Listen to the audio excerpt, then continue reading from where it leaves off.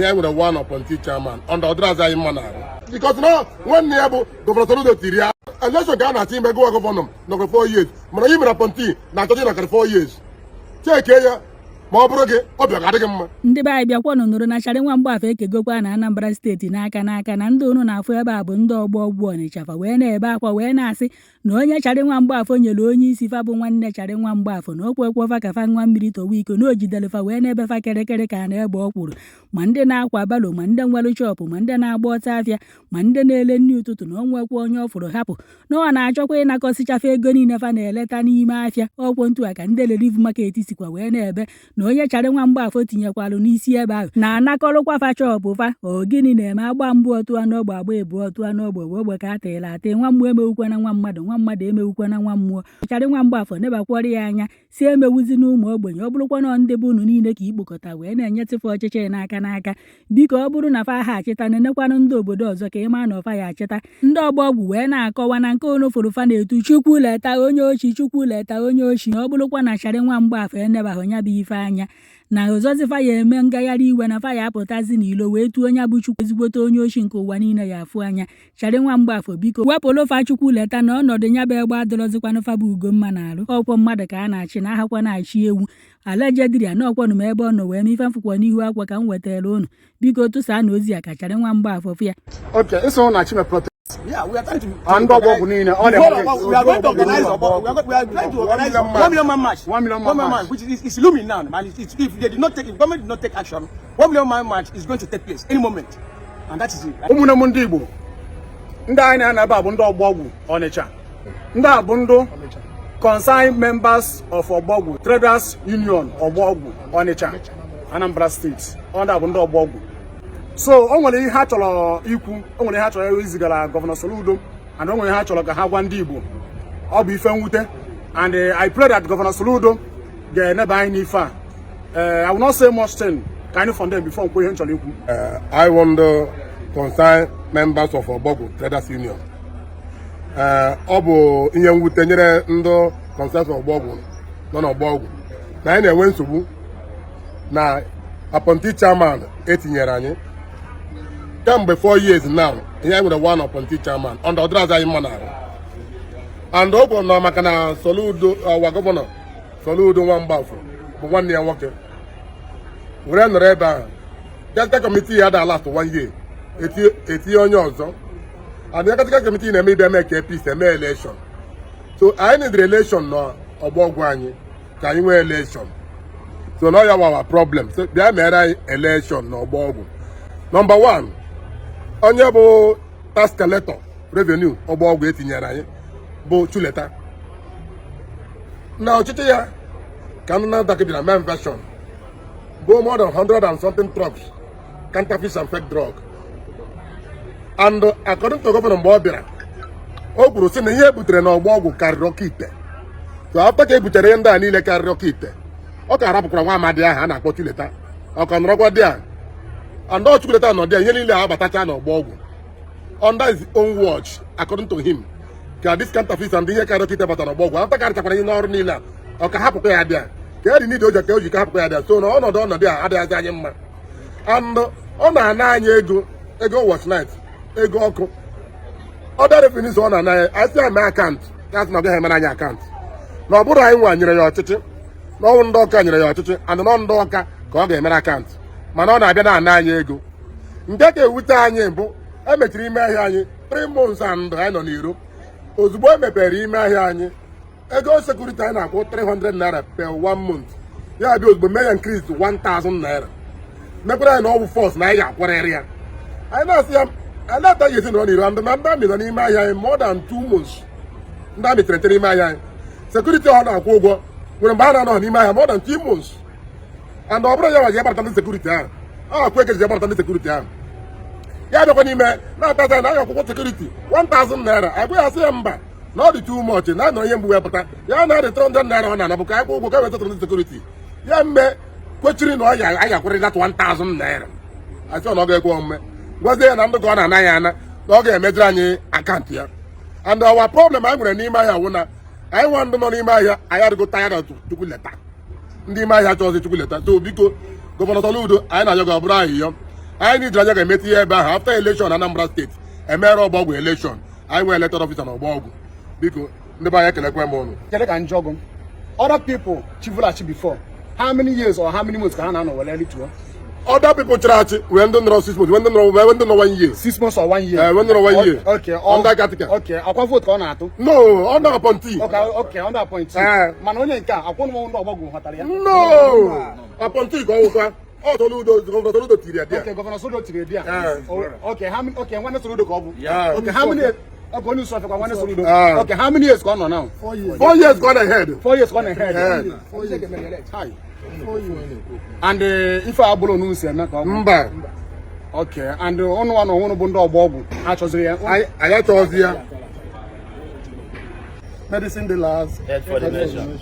medicine the last, Head for the nation. head for the nation. medicine the last Stop the justice for Ogbo Ogwu. stop injustice Justice for Ogbo Ogwu. stop injustice Stop injustice. justice for Ogbo Ogwu Biko ndị be anyị mba ụwa niile ndị Naịjirịa ndị Anambra ya bịa tata ka anyị kọwalụ ndị mmadụ na ndị na-ebe atata bụ ndị Ogbo Ogwu concerned citizens traders association ndị na-azụ ahịa na Ogbo Ogwu Onitsha na-azụ ahịa dị mma eji marafa n'ọnụ Igbo ndị na-azụ ezigbo ahịa eji mara anyị were ya bịa ka anyị bịa ka anyị bee akwa kọsalụ ndị Anambra kọsalụ the governor of Anambra State kọsalụ ndị Nigeria what is happening Ogbo Ogwu since ndị NAFDAC bịara 6 months now NAFDAC bịara ime ahịa gosi ahịa ndị Ogbo Ogwu niile without our notice ọ bịa si anyị bịa mara ihe mere nothing ha bịa mebie ihe niile dị n'ime afịa bukọrọ pụọ anyị na-ama na-ejikwa nwaanyị sinsi emepe ime afịa problem anyị nwezi bụ the person nọ n'ime ahịa bụ onye kwesịrị ịnọchite anya anyị n'ime ahịa bụ chairman Ogbo Ogwu afịa bụ Chukwuneta Ndubuisi bụ nyanwa bụ the main person na-achị Ogbo Ogwu na n'ihe ihe anyị ji wee sị na ọ dị incompetent na Ogbo Ogwu ba ihe niile amenụ ọbụla mgbe o ji jee na any media jee defend ya Ogbo Ogwu na nwere ihe anyị mee so na o dey face nwudi ma press o nwere ike ifesi any interview a na-ajụ ya nke ọ bụrụ na ọ defend na Ogbo Ogwu so ya wee na-ewute anyị nne anyị na-edigwe ya na-ama na-eji ụwa anyị ọ batakwazịa n'ime anyị wee welu multiple taxation wee ya ụtụ dị iche iche wee tinye ebe ndị na-azụ ahịa nọ n'agbanyeghị na anyị gbakọtara azụ ka anyị jiri nwayọọ wee bido ụwa anyị o wee press some tax ebe ndị Ogbo Ogwu nọ kedu tax dị ya ahụ let me start from the security anyị na-akwụkwọ security 300 naira per month emepezi Ogbo Ogwu mee ahịa 1000 per month times 3 months anyị nọ off market ndị NAFDAC bịara n'ime anyị so o wee buo anyị aka after ka anyị gwa ya na ya ma ngwa na emecha na anyị akwụ ya nye na anyị akaụntụ aja na bakata si nọ ndị steeti gọọmenti tiri ya n'ọrụ nọ ndị ọya mere akaụntụ so wee na-ebute ọgba aghara dị egwu n'ime ahịa ndị mmadụ wee baa na ntamu dị iche iche anyị si na nke a na-apụta ojekwa ndị kọmpanị na-abịa ebutesi ọgwụ n'ime anyị na-enyere ndị mmadụ aka ya ọ bịakwazi na owe ụgwọ a na-akwụ na ehihie anyị na-akwụ 360,000 na ehihie all the companies nọ n'ime afịa company a dị almost 700 and something companies dị n'Ogbo Ogwu Chukwuneta bakpuo n'ime without dialogue without meeting without notice oppress that levy n'ebe ndị company nọ from 360 to 600,000 which is all again ndị mmadụ anyị ji receipt evidence people need evidence anyị wepụta evidence ya n'ọdịcha ọ bụrụ ihe eji egwu so eti wee na-ewute ndị mmadụ n'Ogbo Ogwu esikwa na nke a pụta kọrentị na ojekwo ndị baro anyị ma na gọvanọ anyị bụ ezigbo gọvanọ anyị bụ His Excellency Oluwatu Egwu si na aga na-anazi ndị obere petipeti bizinesi ego tax ka Chukwuneta batara n'ime ahịa na ndị baro ka ha ga-akwụ ya 2 million ọ na-abụgo ha 33,500 last year earlier this year wee gonye ha uniform na 3,500 each times 500 baros nọ n'ime afịa nke a bụrụ ha na-erezi ochi eze azụ kwapa ha ga-akwụzi 2 million naira so 2 million naira na-erezi doz anyị na-ekwu ka anyị ma na-eji nekwa na latest one wee jekwa ndị na-ele nri nọ n'ime afịa nọ na corridors eji zuru 30,000 wee esi nri emeghị indomi wee na-enyere onwe fa aka ndị dịfa nwụrụ anwụ ụmụazị enwere nne na nna ndị na-achọ enyemaka dị iche kama ha ga-eje na-agba akwụna kama ha ga-eje na-eme ihe ọjọọ dị iche iche ha decide ka ha bata ime afịa wee chọọ ihe ha na-eji wee na-enyere onwe fa aka ka Chukwuneta praise 4,000 naira each na ha ga-akwụ anọkwa na shop ọgwụkwa nke nọ na lock-up shop ọkwa outside the corridors ka a nọ na-agba mgbe wee na-anaba 4,000 na ji evidence ya with receipt ọ na-ekefa n'ime afịa so anyị wee nọkọ ihe niile ahụ wee gwuo na chairman na-achị Ogbo Ogwu bụ Chukwuneta a ga-achịzi Ogbo Ogwu wee na-asị ka gọọmenti gbatala ya ọsọ enyemaka anyị na-ayọ Soludo biko na-agbatala anyị ọsọ enyemaka nketa nke echi ka ewepụla anyị dịsị nwa amadi ya etiri because na anyị ma na steeti gọọmenti na restore administrative why NAFDAC na bụ regulator ka because na ahịa anyị na-azụ bụ ahịa ọgwụ wee ka ọ dị nọ under federal government list so n'ọnya ka anyị ji ayọ na gọọmenti biko ka ha bịa nebaga anya n'ọgba ọgwụ nke taata nke echi anyị na-ayọ ayọ na gọvanọ Soludo na mbọ niile anyị gbago sofa ihe niile ka akwa anyị wee baa ya ntị na ọ nwere nke ọnụ na ọ nwere nke emere eme anyị wee na-asị ka anyị uzo through this media ka anyị mara na ọ ga-abịa ntị ka Anambra steeti niile n'onu anyị ka Naijiria niile n'onu anyị ka the whole world n'onu anyị at large ka anyị ma na onwe mkpụrụ ọ ga-amịtala anyị ana ọ bụkwa na ekwuche okwu a na ha emere ọnụ enwekwa any option na ma imove protest n'ime ahịa ebe anyị ga-eme 1 million protest 1 million mad protest any moment from now na ọ bụ na gọọmenti anụrụ onu anyị so biko na ya anyị na-ayọ ka gọọmenti bịa gbata ọsọ n'onu anyị even the office of the SPAC bụ special advisor to governor on market matters bụ ihe osodo this case anyị ọkpa osodo akpa up to date so anyị na-ayọ ka gọvanọ himself jee jụọ ajụjụ gbasara this office of the SPAC be a special advisor to him on market matters kedu ihe na-eme n'ọgba ọgwụ nke taa ga-eji anyị na-ayọ ka gọvanọ jụọ the chief of staff what is happening n'ọgba ọgwụ maka na all these people they are aware what is happening na jụọ SSA ya what is happening n'ọgba ọgwụ nke taa nke echi ka o wee baala anyị uru n'ọgba ọgwụ dị ka ihe nọ na time bomb sitting on time bomb na-achọ to explode any moment from now. I think I will rest my case here so na ọ ga mba ụwa n'onu anyị medicine dealers, help for the nation, Medicine dealers. justice for Ogbo Ogwu, Stop injustice. stop injustice. Justice for Ogbo Ogwu. Okay, biko ka njọ ga-eweliwe ịsị na ọ na-abịago ziga ozi to gọọmenti ka ha mara ihe ha ga-eme this thing mana ha gbasịrị nkịtị ọpọ na ụnụ na-complain ha gbasị nkịtị. That is the kind of country nọ n'ime. I go meeting, go my local government chairman, we peace talk, they report everywhere. Come on, what is going on? Ha gbasị nkịtị. How we keep gbasị nkịtị because our governor Chilo and which is very bad. Which is bad. Anyị na-awụzi silent n'ime anyị. Now we silent n'ime anyị maka nwe ka governor Soludo tiri ebe ahụ. So na complain na nothing will happen because only national so which is not good. Governor Soludo need to do something about this. Yes, I don't because of now Governor Soludo chile no che. On me ha drama. Umu mother na complain to governor mechi ono. Keep us silent. And we fake mess now. Ono na tasra. No matter no nya your brother, no matter no good today, no matter we can on your party. It just because of na go na do close no one go. If I born me for job, undo mother na back when I complain no go something. It wasn't not because of good today bang. Odroma. Biko, I want one of the concerned members of Ogbo Ogwu Traders Union na-enwe mwute n'ọnọdụ anyị nọ n'Ogbo Ogwu.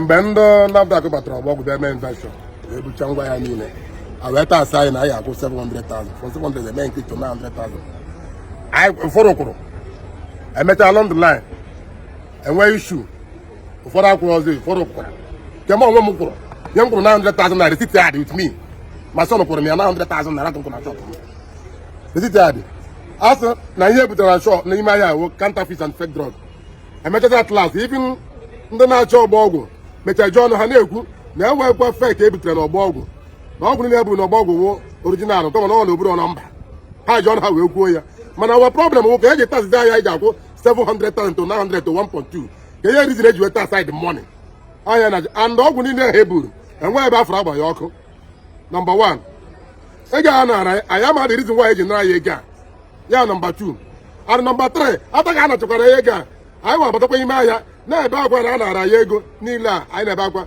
ma ụmụ ogbenye enwere ndị nọ na shop na-enweghị ngwa ahịa ruo 700,000 naira enwere ndị dede bie ego kwụọ ụgwọ a mepezie shop ha enweghị ngwa ahịa ha fụrụ onye afenti ozugbo onye afenti ozugbo senti ozugbo o jeje bite ego kwụọ ụgwọ with hope na ọ ga-afụ ngwa ahịa mepe shop ya onweghị ngwa ahịa ọ fụrụ ofenti ya n'elu ya ka anyị nọ batazie Ogbo Ogwu ozugbo kpamkpamkpam tupu na-ete kere ya ụtọ anya kwụ 300 to 1,000 naira so ndị Ogbo Ogwu nara ihe mwute anyị na-akpọ gọvanọ Soludo ya biko ya bịa anyị akwụọla ụgwọ severally ma even tupu na-ete kwuru as far as na SPAC the consign o kwuru ya na as far as na SPAC the consign na nwere ya ọbụla anyị ga-ekwute ga-eme ka ọ pụọ n'oche a because na nwanne ya bụ gọvanọ Soludo tiri ya and SPAC nwere ego ọ na-ebinye office of SPAC ọ na-ebi ọ na-finance ha with millions of naira and permanent secretary o ji onye ya wee kwu ya wee gwa m sị ma as far as na ndị a dị consign na nwere ya ga-ekwute ya so anyị na-ata afụ na-akpọ gọọmenti na-akpọ ụwa mba ụwa ka ọ nụfụ ihe anyị na-afụ n'ime ahịa na efe adọrọzi n'ime ahịa biko gọọmenti gbatara anyị ọsọ enyemaka unu ekwere mgbe ihe ọzọ ga-eme ka ọ nụbụ ya sị nwaanyị ihe ndị a ji wee mee ihe akwa elekshọn ka a na-achọ ime gụwa gọvanọ nọkọrọ 4 years mana onye mere apọnti na-achọchi na 4 years cheke ya ma ọ bụrụ gị ọbịa ga adịghị mma n'ọya ka anyị jụọ gị gụọ elected na-achọ ime elekshọn gbaa na 4 years gị mana onye mere apọnti ka nọ n'ọchọ imere apọnti ọ ga-anọ 8 years ebe ahụ ọ mere elekshọn ndị nke debe na ọwụ ayet wee years ịtụbọsị ha pụọ eti onye ọzọ mana ya nidiri ụgbọala abụ elected ka anyị nidiri na ọgbọ ọgwụ anyị achọghị apọnti biko onye si ka m kwuo aga m bụkwa nwanne ọnụ ugo 1 2 3 udo dịrị ọnụ. Justice for Ogbo Ogwu. Biko, we are the Ogbo Ogwu Onitsha, Anambra State. We are concerned members of Ogbo Ogwu Traders Association. We are here to tell the world our problem, the problem we are having inside the market for some time now. The person that the governor gave us as a chairman, we don't understand anything, which the world knows everything, what we passed through with the NAFDAC some time ago. We are in bondage. We are suffering. Everybody in the market are complaining. We didn't need him again. We are begging. We all here knows the importance of health. That is why we are fighting for this. Let us have peace in the market. But the chairman, so-called chairman, and his brother Soludo that elect him over there, they don't want to do anything. And we don't want to take action. We don't want to do anything stupid. We are following everything by law. But we are tired. That is why we come out to express ourselves to the world. My name is Charles Okol, Akajo Fowa Niziogo. Thank you very much. We are concerned members of Ogbo Ogwu Traders Union. As a matter of fact, Chukwulota and his executive, right from the inception of the administration, have actually committed against the masses and traders of the market. Some of these things were, one, he actually extorted the traders, ranging from electricity bill and transformers. He collected the sum of 100 and something million naira as a form of extortion, which is against the NEC rule. It is the prerogative of NEC to provide electrical installations to the people who are consumers, because the consumers were actually paying VAT. What is VAT? Value added tax. And what he did, he single-handedly now imposed a levy against the traders of the market. And that is another problem. Now, at the session of his administration, Chukwulota and the executive dissolved the forum of line chairman and secretaries forum, who are saddled with the responsibility of do what? Resolving internal mechanism in the market, who are peacemakers. That is true. The next one is that Chukwulota himself now increased the payment that were being made for security levy from 300 naira monthly to 1,000 naira, which represents 350% increase, which is against the will of the masses. And based on this, we have actually complained to the people of Anambra State, precisely the Anambra State of Assembly. We have written a letter to Anambra State of Assembly, petition, Anambra State House of Assembly, the governor, to let them know the high-handedness of Chukwulota and his executive against the masses of Ogbo Ogwu. In respect to this, we are now appealing to the governor to remove him, and based on this way, compelling evidence against Chukwulota and his executive. Thank you and God bless you. It's not only now for 300 something thousand naira in a year. Companies. Yeah. Okay, now it's going to go now. 600,000 naira. Why if you do that? He has actually refused to give account. Based on Freedom of Information Bill enacted by then President Ogbo Jonathan in 2011, we have actually written to him or through oral and the petition asking him to render an account. But he refused. He said he's only accountable to SPAD and the people at Oka will be able to ask the governor and people to know what is happening in this other people civil I wanna this kind of thing, man. Oh no, joy had done answer one of my life. They rendered the account of the citizenship periodically. 3 months, 4 months, 6 months, and then anything they want to do, they carry the people along. But in this instant case, nothing like that is existing. And he said that there is nothing we can do as far as Soludo is concerned. Soludo can never remove him. No matter what he did to us, that Soludo and SPAD, that they are at his own support. and that nothing will happen. So we are now appealing to all the whole parasata, the government agency, all the concerned people of Anambra State, all the stakeholders to come to our aid and save our soul in Ogbo Ogwu market. Ogbo Ogwu is, there is no peace in Ogbo Ogwu. He should be removed for peace to reign. Otherwise, there is bound to be what? Breakdown of law and order in Ogbo Ogwu market. Okay.